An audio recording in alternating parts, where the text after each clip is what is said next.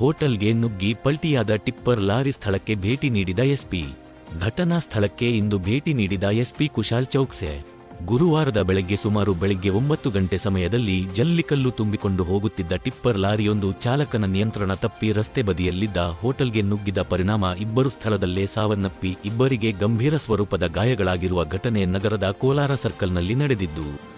ಅಪಘಾತದಲ್ಲಿ ಕೋಲಾರ ವೃತ್ತದ ದರ್ಶನ್ ಹೋಟೆಲ್ನ ಮಾಲೀಕ ಶಿವಾನಂದ 62 ವರ್ಷ ಹಾಗೂ ಕೋಲಾರ ತಾಲ್ಲೂಕಿನ ವೆಲಗಲಬುರೆ ಗ್ರಾಮದ ಅಡಿಗೆ ಕೆಲಸ ಮಾಡುವ ಶಾಂತಕುಮಾರ್ ಮೃತಪಟ್ಟಿದ್ದು, ಶ್ರೀನಿವಾಸ ಬಾಬು ಹಾಗೂ ಮುರಳಿ ಎಂಬುವವರಿಗೆ ಗಂಭೀರ ಸ್ವರೂಪದ ಗಾಯಗಳಾಗಿದ್ದವು.